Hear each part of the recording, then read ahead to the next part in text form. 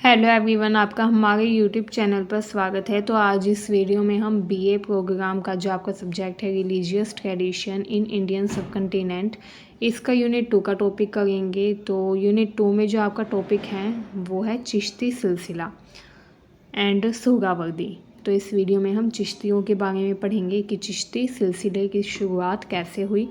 तो अगर हम सिलसिला की बात करें तो सिलसिला एक तरीके से संप्रदाय के लिए यूज़ हुआ है, ठीक है। जैसे सनातन धर्म में संप्रदाय कहा जाता है, हिंदू संप्रदाय या श्वेतांबर संप्रदाय, दिगंबर संप्रदाय, ये पढ़ा था हमने, सगुन भक्ति संप्रदाय, ये सब पढ़ा था। वैसे ही इस्लाम में सिलसिला शब्द का प्रयोग किया जाता है। सिलसिला शब्द का प्रयोग संप्रदाय के लिए किया जाता है, ठीक है। तो अगर हम चिश्ती सिलसिला की बात करें तो चिश्ती सिलसिले की जो स्थापना थी वो भारत में ख्वाजा मोइनुद्दीन चिश्ती ने की थी, ठीक है। जो ख्वाजा मोइनुद्दीन चिश्ती थे उनको गरीब नवाज के नाम से भी जाना जाता था, ठीक है। उन्होंने ही चिश्ती सिलसिले की शुरुआत की थी, स्थापना की थी भारत में। 1192 में उन्होंने इसकी स्थापना की थी। तो ये इम्पोर्टेंट है, ठीक है, कि चिश्ती सिलसिले की स्थापना किसने की थी। तो अगर क्वेश्चन आता है तो आपको सबसे पहले यही बताना होगा, ठीक है। इसके अलावा लाहौर तथा दिल्ली में वो कुछ टाइम के लिए रहे। उसके बाद वो अजमेर में चले गए।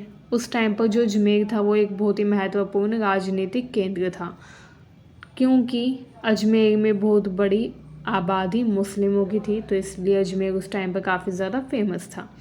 उनकी मृत्यु के बाद उनकी जो प्रसिद्धि थी वो और भी ज़्यादा बढ़ गई। दूर दूर से लोग उनकी दरगाह पर, उनकी जो दरगाह बनी हुई थी वहाँ पर उनको देखने के लिए, उनका आशीर्वाद देने के लिए आने लग गए, ठीक है। इसके अलावा 1235 में जब तत्कालीन सुल्तान मोहम्मद तुगलक ने उनकी कब्र का दौरा किया तो उसके बाद उन्होंने वहाँ पर एक गुंबद का भी निर्माण करवाया, ठीक है। जो सुल्तान मोहम्मद तुगलक थे 1235 में, वो उनकी कब्र का दौरा करने के लिए आए, देखने के लिए आए वहाँ पर। लेकिन उनकी इच्छा थी गुंबद बनवाने की, लेकिन वो बनवा नहीं पाए थे। फिर 15वीं शताब्दी में मालवा के जो राजा थे महमूद खिलजी, वो वहाँ पर आए एंड देन उन्होंने वहाँ पर मस्जिद तथा गुंबद का निर्माण करवाया, ठीक है। तो इच्छा जो थी गुंबद का निर्माण करवाने की वो तो सुल्तान मोहम्मद तुगलक की भी थी, लेकिन वो नहीं करवा पाए थे। फिर 15वीं शताब्दी में मालवा के सुल्तान महमूद खिलजी ने वहाँ पर गुंबद का तथा मस्जिद का निर्माण करवाया, ठीक है। इसके अलावा अगर हम मुग़ल सम्राट अकबर की बात करें तो उन्होंने भी इस दरगाह का संरक्षण किया, ठीक है, एंड इसको प्रसिद्ध करने में मुख्य भूमिका निभाई, ठीक है। इसके अलावा कुतुबुद्दीन बख्तियार काकी जो थे उस समय के राजा थे, उन्होंने इल्तुतमिश के संरक्षण में दिल्ली में चिश्ती की उपस्थिति स्थापित की, ठीक है। तो जो कुतुबुद्दीन बख्तियार काकी थे उन्होंने भी दिल्ली में भी चिश्ती सिलसिले को बढ़ावा देने के लिए काफ़ी कदम उठाए, जैसे मस्जिद का निर्माण करवाया अलग अलग, ठीक है। इसके अलावा ये जो चिश्ती सिलसिला था इसमें बहुत सारे मुख्य चिश्ती रहे। पहले तो मोइनुद्दीन चिश्ती ही थे जिन्होंने इसकी स्थापना की थी। इसके अलावा फरीदुद्दीन गंज शकर जो थे, जिनको बाबा फरीद के नाम से जाना जाता है, वो भी काफ़ी प्रसिद्ध हुए उस टाइम पर। वो भी चिश्ती सिलसिला से ही बिलोंग करते थे। इसके अलावा उन्होंने अपनी गतिविधियों को हांसी तथा अजोधन, जो कि वर्तमान समय में हरियाणा व पंजाब के नाम से जाना जाता है, वहाँ तक सीमित रखा था, ठीक है। मतलब कि जो फरीदुद्दीन गंज शकर थे, जिनको बाबा फरीद कहा जाता था, उन्होंने बहुत सारे अलग अलग काम किए चिश्ती सिलसिले को बढ़ाने के लिए, उसको लोकप्रिय बनाने के लिए। बट उन्होंने जितने भी काम किए वो सारे कहाँ पर किए थे, हांसी तथा जोधन नाम की जगह पर ही उन्होंने अपने कामों को सीमित रखा था।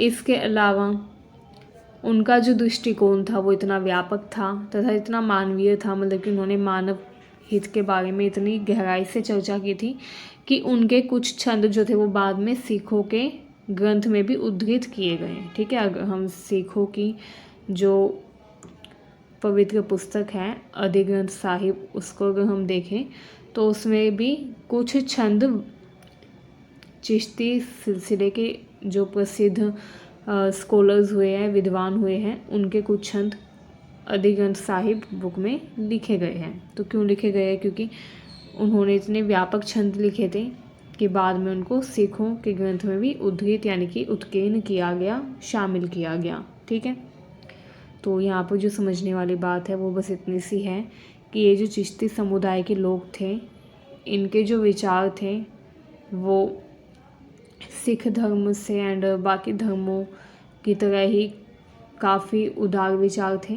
ठीक है, एंड उन्होंने इतना व्यापक रूप से लिखा, उनकी बातों में इतना मानवीय गुण देखने को मिलता है कि बाद में जो सिख थे वो भी काफ़ी प्रभावित हुए उनके इन छंदों को पढ़कर, एंड उन्होंने उनके छंदों को अपनी पुस्तक में, अपने ग्रंथ में भी शामिल कर लिया। ठीक है, बहुत सारे चिश्ती हुए उस टाइम पर, जैसे निजामुद्दीन औलिया जो थे वो भी काफ़ी फेमस रहे, जो कि 1238 से 1325 तक रहे। ठीक है, इसके अलावा शेख बुरहानुद्दीन गरीब जो थे, उन्होंने 13वीं शताब्दी में दक्कन में चिश्ती सिलसिले की स्थापना की। शुरुआत में जो चिश्ती सिलसिला था वो ज़्यादा लोकप्रिय नहीं था।